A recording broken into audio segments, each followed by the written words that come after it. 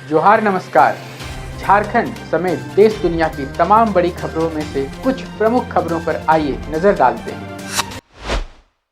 जोहार दर्शकों, स्वागत है आपका आज के ताज़ा समाचार बुलेटिन में। हम आपके लिए लेकर आए हैं झारखंड और देश दुनिया की बड़ी एवं महत्वपूर्ण खबरें। तो चलिए बिना देर किए शुरू करते हैं। सबसे पहले बात झारखंड की।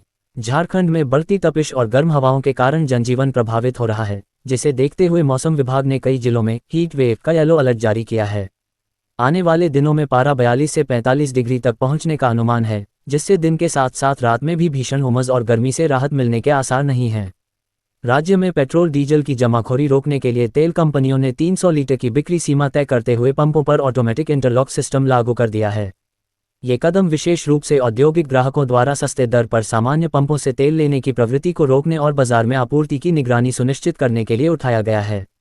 धनबाद के केंदुआ में सड़क धंसने और गैस रिसाव की गंभीर स्थिति के बीच डालसा जिला विधिक सेवा प्राधिकार की टीम ने प्रभावित क्षेत्र का दौरा कर लोगों की सुरक्षा और समस्याओं का जायजा लिया है।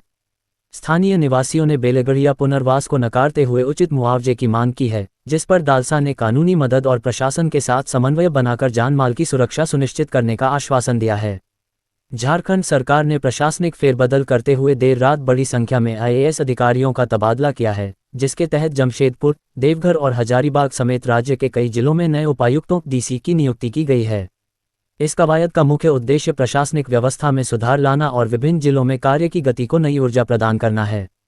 झारखंड सरकार ने शुक्रवार देर रात एक बड़ी प्रशासनिक सर्जरी करते हुए 46 IPS अधिकारियों का तबादला किया है, जिसमें एडीजी और आईजी से लेकर एसपी स्तर के अधिकारियों की नई पदस्थापना की गई है। इस फेरबदल के तहत पलामू, बोकारो, हजारीबाग और देवघर जैसे महत्वपूर्ण जिलों के पुलिस कप्तान बदले गए हैं और कई अधिकारियों को अतिरिक्त प्रभार भी सौंपे गए हैं। झारखंड सरकार ने हजारीबाग सेंट्रल जेल की सुरक्षा को हाईटेक बनाने के लिए 13.48 करोड़ रुपए की राशि आवंटित की है, जिसके तहत जेल परिसर में 589 नए सीसीटीवी कैमरे लगाए जाएंगे। इस परियोजना का मुख्य उद्देश्य 24 घंटे तकनीकी निगरानी सुनिश्चित करना और जेल के भीतर किसी भी संदिग्ध गतिविधि पर लगाम लगाकर सुरक्षा व्यवस्था को अभेद्य बनाना है। सबसे रोचक बात है, रात 2 बजे तक स्थानांतरण का आदेश मिला, दोपहर 2 बजे तक सबने प्रभार भी ले लिया। यही फुर्ती काम में दिखा सके तो झारखंड के भाग्य सुधर जाएंगे। आईपीएस अधिकारी गौरव गोस्वामी ने रांची के नए रूरल एसपी के रूप में पदभार ग्रहण करते हुए अपराध नियंत्रण और महिला सुरक्षा को अपनी शीर्ष प्राथमिकता घोषित की है। पतरातू एसडीपीओ के रूप में अपने सफल कार्यकाल के बाद अब वे ग्रामीण इलाकों में पुलिस और जनता के बीच बेहतर समन्वय स्थापित कर पुलिसिंग को और अधिक प्रभावी बनाने पर जोर देंगे। रांची की चंदवे बस्ती में भूमाफियाओं द्वारा आदिवासी जमीन के दस्तावेजों में हेराफेरी कर उसे ब्रह्मचारी नगर के नाम से अवैध रूप से बेचने और आलीशान मकान बनवाने का एक बड़ा मामला सामने आया है। इस अवैध खेल में कुछ रसूखदार अधिकारियों और IPS अफसरों की संलिप्तता की भी आशंका जताई जा रही है, जिसकी जांच के लिए अब एक विशेष एजेंसी जल्द ही पूछताछ और छानबीन शुरू करने वाली है। गुमला में बिजली विभाग द्वारा परिसर में धरना देने की अनुमति न मिलने से नाराज भाजपा कार्यकर्ताओं ने एनएच किनारे बैठकर विभाग के खिलाफ जमकर विरोध प्रदर्शन और नारेबाजी की। इस दौरान कार्यकर्ताओं ने बिजली कटौती, स्मार्ट मीटर के नाम पर शोषण और भ्रष्टाचार का आरोप लगाते हुए इंजीनियर को ज्ञापन सौंपा और गर्मी में निर्बाध बिजली आपूर्ति सुनिश्चित करने की मांग की।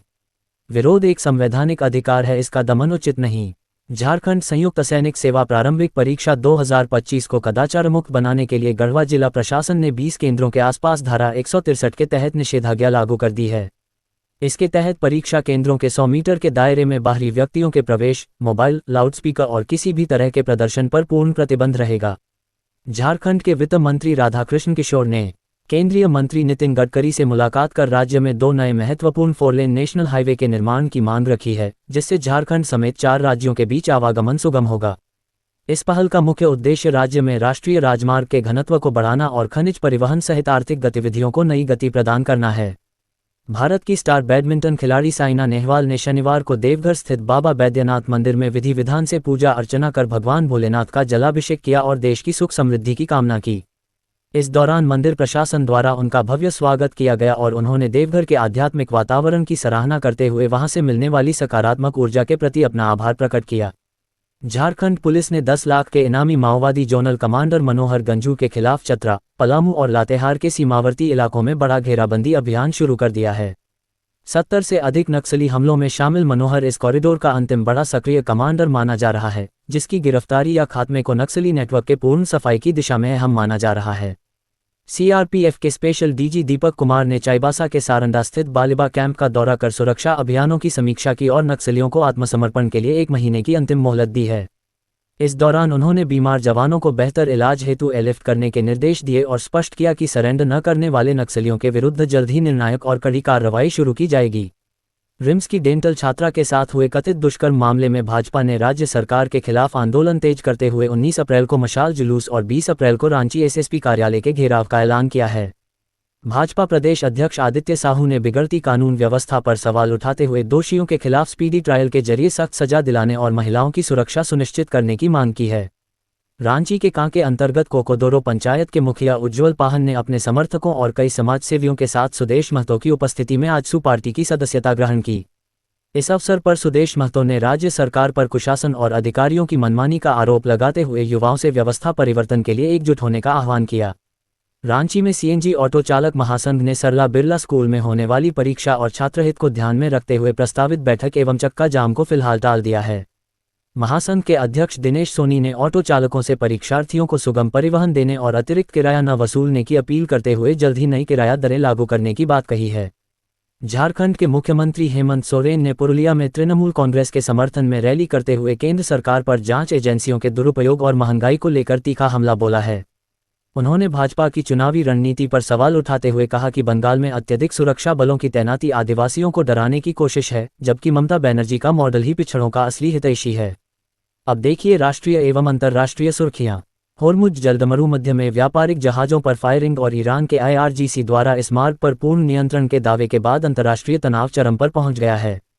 अमेरिका और ईरान के बीच बढ़ते इस टकराव ने वैश्विक ऊर्जा आपूर्ति और समुद्री व्यापार मार्ग की सुरक्षा को लेकर गंभीर चिंताएं पैदा कर दी हैं। 2 व्यापारिक जहाज जिस पर भारतीय झंडा लगा था उस पर भी फायरिंग की गई। हालांकि भारत ने ईरान के राजदूत को तलब कर विरोध जताया, मगर ईरान होर्मुज नहीं खोलने के जिद पर अड़ गया है। इजरायल के तेल अजेका में 2500 साल पुरानी पानी की टंकी से 89 बच्चों के कंकाल मिले हैं, जिसे फारसी साम्राज्य के दौरान एक सामूहिक कब्रिस्तान के रूप में इस्तेमाल किया जाता था। शोध के अनुसार उस काल में दूध पीने वाले छोटे बच्चों को स्वतंत्र इंसान का दर्जा नहीं मिलने के कारण उन्हें मुख्य मकबरों के बजाय इस टंकी में उनके गहनों और निजी सामानों के साथ दफनाने की सामाजिक परंपरा थी। अमेरिका और ईरान के बीच जारी युद्ध में राष्ट्रपति ट्रंप ने बुधवार तक की समय सीमा देते हुए चेतावनी दी है कि यदि इस्लामाबाद वार्ता विफल रही तो अमेरिका दोबारा बमबारी शुरू कर देगा। दूसरी ओर ईरान ने होर्मुज जलदमरू मध्य पर अपने पूर्ण नियंत्रण और यूरेनियम भंडार को सौंपने से साफ इनकार करते हुए अमेरिकी दावों को खारिज कर दिया है, जिससे वैश्विक तेल आपूर्ति और क्षेत्रीय सुरक्षा पर अनिश्चितता के बादल मंडरा रहे हैं। ट्रंप प्रशासन ने रूस यूक्रेन युद्ध के बीच रूसी तेल पर प्रतिबंधों से राहत देते हुए जनरल लाइसेंस 134 की समय सीमा 16 मई तक बढ़ा दी है, जिसका उद्देश्य वैश्विक बाजार में तेल की कीमतों को स्थिर रखना है। इस फैसले से भारत जैसे आयातक देशों को बड़ी राहत मिली है, लेकिन अमेरिका में विपक्षी डेमोक्रेट्स ने इसे रूस के प्रति सरकार का यू टर्न और पुतिन को आर्थिक लाभ पहुंचाने वाला कदम बताते हुए इसकी तीखी निंदा की है। केंद्र सरकार द्वारा महंगाई भत्ते को 60% करने के बाद अब 8वें वेतन आयोग की चर्चा तेज है, जिसमें फिटमेंट फैक्टर को 3.83 तक बढ़ाने की संभावना जताई जा रही है। यदि यह सिफारिश लागू होती है तो कर्मचारियों की बेसिक सैलरी में भारी बढ़ोतरी होगी और मौजूदा महंगाई भत्ते को मूल वेतन में जोड़कर नए सिरे से गणना शुरू की जाएगी। भारतीय क्रिकेट टीम के पूर्व कप्तान मोहम्मद अजहरुद्दीन ने बहरामपुर विधानसभा चुनाव में कांग्रेस नेता अधीर रंजन चौधरी के समर्थन में रोड शो कर अपनी ताकत झोंकी है। 2024 के लोकसभा चुनाव में क्रिकेटर यूसुफ पठान से हारने के बाद अब अधीर रंजन ने अपनी साख बचाने के लिए अजहरुद्दीन के जरिए क्रिकेटर बनाम क्रिकेटर की रणनीति अपनाते हुए मतदाताओं को साधने की कोशिश की है। बिहार के मुख्यमंत्री सम्राट चौधरी ने एक कार्यक्रम के दौरान मुस्लिम टोपी पहनने से स्पष्ट इनकार कर दिया, जिसे राजनीतिक हलकों में पार्टी की विचारधारा के प्रति उनकी प्रतिबद्धता के रूप में देखा जा रहा है। जानकारों का मानना है कि यह घटना महज एक प्रतीकात्मक मनाही नहीं, बल्कि बिहार की राजनीति में उनके सख्त और स्पष्ट वैचारिक रुख का एक बड़ा सियासी संकेत है। बिहार में नई सरकार के गठन के बाद मुख्यमंत्री सम्राट चौधरी 24 अप्रैल को विधानसभा के विशेष सत्र में अपना बहुमत साबित करेंगे, जिसके लिए सचिवालय ने आधिकारिक अधिसूचना जारी कर दी है। विश्वास मत से पहले पूर्व मुख्यमंत्री नीतीश कुमार और सम्राट चौधरी के बीच हुई सौहार्दपूर्ण मुलाकात को राज्य की बदलती राजनीतिक स्थिरता और भविष्य की रणनीतियों के लिहाज से अत्यंत महत्वपूर्ण माना जा रहा है। बिहार सरकार ने सुरक्षा समीक्षा के बाद पूर्व डिप्टी सीएम विजय कुमार सिन्हा की सुरक्षा श्रेणी Z जोड़ से घटाकर Z कर दी है, जबकि निशांत कुमार को Z और श्रवण कुमार को Y जोड़ श्रेणी की सुरक्षा प्रदान की है। साथ ही राज्य के दोनों नए उप मुख्यमंत्रियों विजय कुमार चौधरी और विजेंद्र प्रसाद यादव की सुरक्षा बढ़ाकर Z कैटेगरी कर दी गई है, जिसे खतरे के आकलन के आधार पर तुरंत लागू करने का निर्देश दिया गया है। रेलवे ने गर्मी की छुट्टियों में यात्रियों की भारी भीड़ को देखते हुए बिहार से दिल्ली और बेंगलुरु के लिए 3 जोड़ी समर स्पेशल ट्रेनें चलाने का निर्णय लिया है। ये ट्रेनें सुपौल, जोगबनी और सहरसा जैसे स्टेशनों से परिचालित होंगी, जिससे यात्रियों को टिकट की किल्लत से राहत मिलेगी और यात्रा अधिक सुगम हो सकेगी। IIT खड़गपुर के परिसर में मैन्युफैक्चरिंग इंजीनियरिंग के तीसरे वर्ष के छात्र जयवीर सिंह दरिया का शव संदिग्ध परिस्थितियों में खून से लथपथ मिला, जिसके 8वीं मंजिल से गिरने की आशंका जताई जा रही है।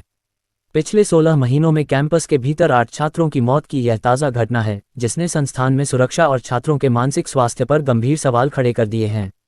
बात IIT की हो या IIM की, यहाँ कैंपस के अंदर गोपनीयता का इतना ढिंढोरा पीटा जाता है। वही ऐसी घटनाएं एक संकेत है। ऐसे संस्थानों में नियमित जांच जरूरी है। सरकार और छात्रों के परिजनों द्वारा भी और गड़बड़ी की शिकायत पर कार्रवाई भी सुनिश्चित की जानी चाहिए। ये थी आज की बड़ी खबरें। अगर आप ऐसे ही अपडेट्स पाना चाहते हैं तो हमारे YouTube चैनल को सब्सक्राइब करें, Facebook पेज को लाइक करें और इस वीडियो को लाइक एवं शेयर जरूर करें। फिर मिलेंगे अगले बुलेटिन में। तब तक के लिए जोहार और नमस्ते। कैसी लगी आपको हमारी ये खबर, ये हमें कमेंट बॉक्स में लिखकर ज़रूर से बताएं और ऐसे ही नवीनतम ताज़ा अपडेट्स, खास खबरों से रूबरू बने रहने के लिए बने रहें हमारे संग। कैमरा के पीछे से मेरा सहयोग कर रहे अजय महतो, आनंद चौहान के साथ मैं यजत पिंटू रांची।